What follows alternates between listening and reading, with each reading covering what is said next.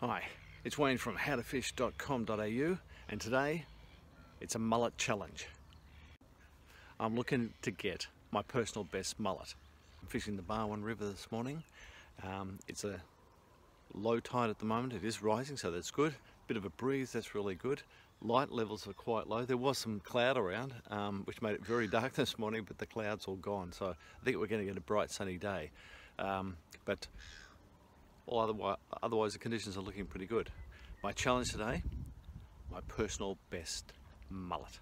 So it's going to be a fishing exercise in getting mullet, and in particular I want to get my best. So I've got to try a couple of different things. Rods I'm using, the standards that I always use when I start fishing. I've got one rod with a heavier gear on, 7 kilo line, with a running burley sinker with a running burley cage that'll have burley in it to cast out and deposit in one spot, and a size 8 hook. The other rod has 3 kilo line, running burley cage on that, with a size 14 hook, really small. And I won't have what I normally have, which is what I call my survival gear, which is a pre-stretched trace on that, which is even finer again. But I'll start with that 3 kilo line just to see if the fish will take that. If I'm not getting bites, I'll even put on that pre-stretched line so that I've got something that's so natural the fish will want to take it up. So let's see how we go. Well, I got into a fish now, but it's not sure it's not a mullet. If it is, it'll be a good one.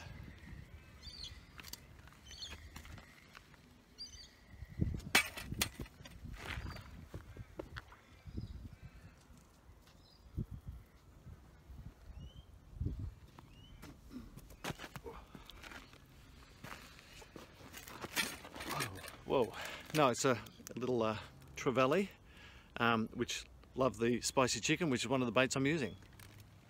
Now I was just testing my gear. I've been using the same setup and terminal tackle for about the last 8 outings. This hook hasn't come off in that time, right? But I just checked it to make sure it was sharp, right? So this is the size 8 hook. And I was just doing the finger test to make sure it catches. If it catches in your skin, you know it's sharp enough. It wasn't catching in the skin, so I just used a hook sharpener, right, to sharpen that. And now it's really nice and sharp. And the interesting thing is that, like, these things can go for a long time. If you don't lose them into snags and stuff like that, as long as you dry them out before they're you store them so they don't get rust on them, and you keep sharpening them. Maybe it'll start to get too thin, I don't know, but it's amazing how long they can last. And another one, this could be a mullet this time. Let's see.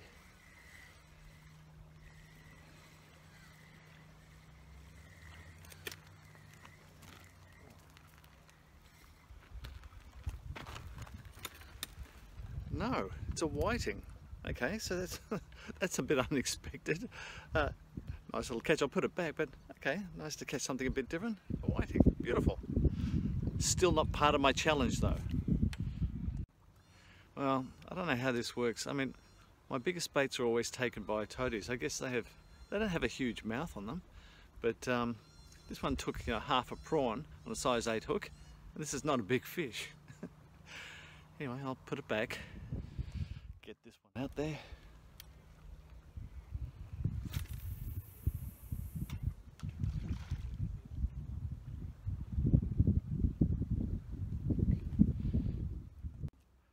Finally, I got a mullet. Not the biggest one I've caught, but certainly a mullet, which is, you know, the first count in the challenge. Okay, now I've got to improve on this. Now I just had a really big hit on my heavier rod. I lost it, but what I did is I just put some worms on. These are garden worms. These are compost worms, right? I grow them myself. But to make them a little bit more attractive, I put them into my spicy chicken formula. So I had that on them. That then was what attracted that fish to it. So it tasted something completely different to worms, but you had all of the movement of the worms. The worms will die in the estuary water and the salt water reasonably quickly, but you've got some activity there, especially if the fish are looking for something that's living, something that's moving. So put it in the formula, put it out there, you might get a fish. So it looks like toadfish also like worms. What are you going to do? Well, another little whiting, just no more mullet. This mullet challenge is not working. Well, this was an interesting challenge. I think I've proved you can catch just about every other variety of fish when you actually have a mullet challenge. I got that one mullet, wasn't a bad size at all, but it was the only one of the session. And the trouble is, there were so many bites, I've run out of bait. So, as far as a mullet challenge goes, okay, bit of a failure. But anyway, if you enjoyed this video, please give us a thumbs up and subscribe. For any gear, for any of the techniques, for any of the tackle you saw today, go to my website, howtofish.com.au.